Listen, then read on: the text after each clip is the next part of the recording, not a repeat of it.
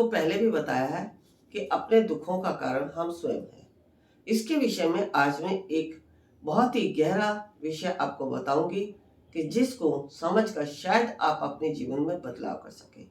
छोटी छोटी बातें होती हैं जो हमारे डेली रूटीन में होती हैं, लेकिन हमें नहीं मालूम वह हमारे जीवन में कितना बदलाव कर देती हैं, कितने हमारे जीवन में दुखों को उत्पन्न कर देती हैं, हमारे शरीर को रोगग्रस्त बनाती हैं, या परिवार में कुछ ऐसे सदस्य हो जाते हैं जिनको कभी बीमारी से छुटकारा ही नहीं मिलता, या घर में पैसा बहुत आता है लेकिन बरकत नहीं होती, या आप मेहनत बहुत करते हैं लेकिन आपको सफलता नहीं मिलती। आप मेहनत करते करते लक्ष्य तक पहुंच जाते हैं, लेकिन जैसे ही आप लक्ष्य तक पहुंचते हैं आपका कार्य बिगड़ जाता है। इस प्रकार की बहुत सारी बातें हमारे जीवन में देखने को मिलती हैं। तो इनके पीछे छोटे छोटे कारण हैं जो कि घरेलू कारण हैं, जिनको अगर हम अपने जीवन में उतारते हैं तो हम शायद जीवन में आगे बढ़ सकते हैं। जैसा कि सबसे पहले मैं बताऊंगी, हमने पहले भी बताया है कि घर में जो झाड़ू होती है उसका कभी भी आप अनादर मत करें। दूसरा, दो झाड़ुओं को कभी भी एक साथ ना रखें। जब भी आपकी झाड़ू पुरानी हो जाती है या बदलनी है तो उसको अमावस्या या शनिवार के दिन बदलें। दूसरा, इसके अलावा झाड़ू को आप कभी भी पैर से ना छुएं। आपके घर की झाड़ू ऐसे स्थान पर रखी होनी चाहिए जहां किसी की नजर ना पड़े, क्योंकि झाड़ू लक्ष्मी का रूप है। लक्ष्मी का मतलब ये कि जैसे झाड़ू हमारे सारे घर का कूड़ा कचरा बाहर निकालती है और स्वच्छता का वातावरण दिखाई देता है, हमारा घर नकारात्मकता से सकारात्मकता की तरफ जाता है, ऐसे ही जैसे ही हमारा घर शुद्ध होता है तो लक्ष्मी जी का प्रवेश हमारे घर में होता है।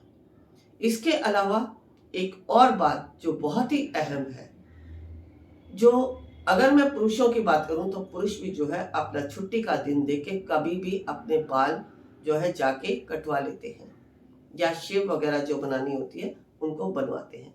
अगर इसका भी आप विशेष ध्यान रखते हैं तो शायद आपके जीवन में जो है बहुत ही बदलाव आ जाए। यदि आप बुधवार के दिन अपने बाल कटवाते हैं तो आपको आयु की प्राप्ति होती है, और शुक्रवार के दिन यदि आप बाल कटवाते हैं तो आपको संपन्नता की प्राप्ति होती है। ये तो हुई बालों की बात।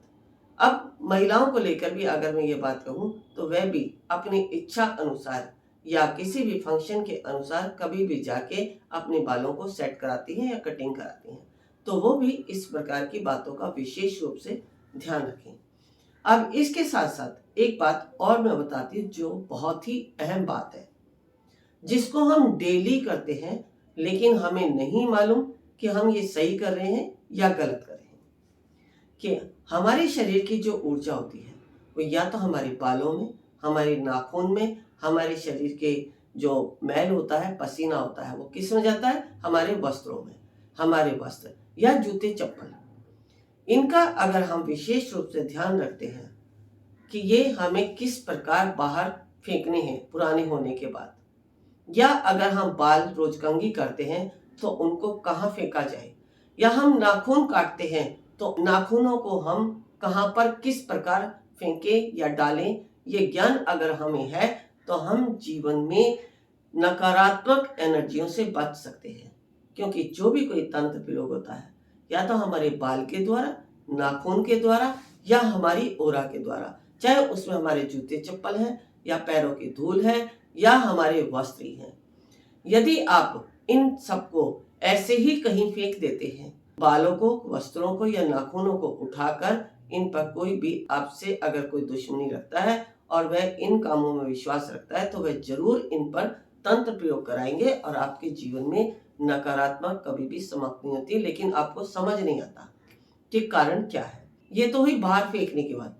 इसके अलावा जैसे कि बाल है या नाखून है या आपके शरीर की ओरा है, यदि इन्हें कूड़े में फेंकती है तो आपने अपनी ओरा को यदि नेगेटिव स्थान पर फेंक दिया, जैसे कुछ लोग क्या करते हैं बाथरूम में फेंक देते हैं, नाली में बहा देते हैं या कूड़े कचरे में डाल देते हैं, तो यहाँ क्या हुआ, आपकी जो ओरा है, जो आपके शरीर की ओरा है, वो नेगेटिव एनर्जी में जाकर मिल गई।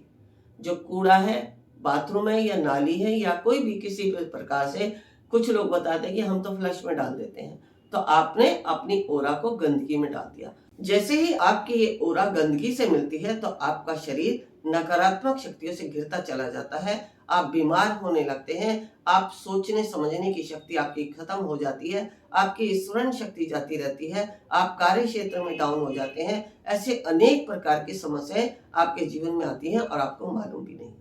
अब बात होती है नाखून की।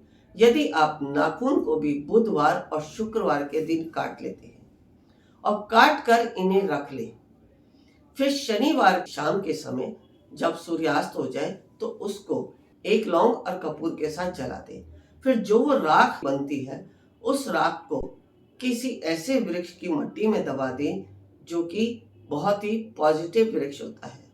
जैसे अगर मैं बात करूं वृक्षों की, तो इसमें यदि आपके आसपास बरगद का वृक्ष है तो आप उसकी मिट्टी में दबाते हैं तो बहुत ही उत्तम है, क्योंकि जिस मिट्टी में या जिस स्थान पे आप दबाएंगे वैसी ही ऊर्जा आपको प्राप्त होगी, उस वृक्ष के गुण आपको प्राप्त होंगे, उस पौधे के गुण आपको प्राप्त होंगे।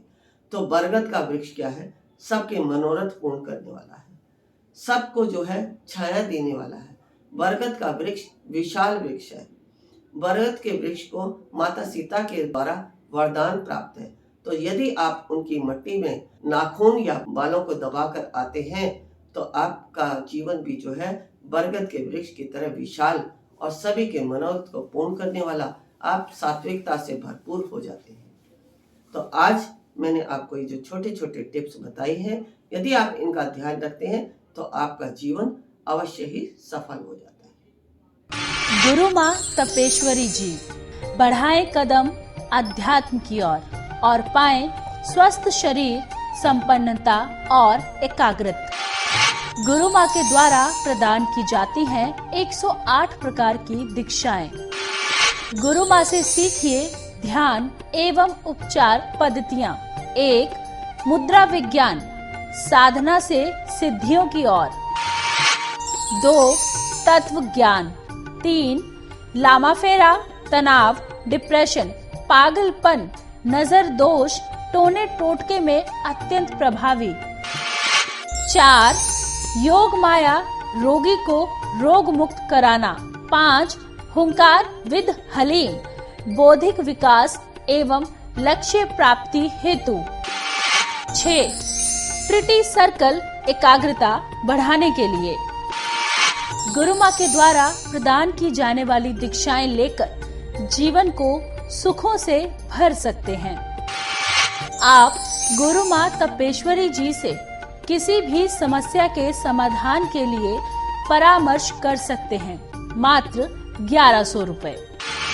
हमारा पता है Maa Tapeshwari Ashram, Diksha Dham, infinity consciousness foundation trust, registered, village and post, Kundli district, Sonipat, Haryana, opposite Nawal hospital, near Delhi, Singhu border. Email ID incofoundation@gmail.com। Facebook Guru Maa Tapeshwari जी। हमारे आश्रम के नंबर हैं 9811738004।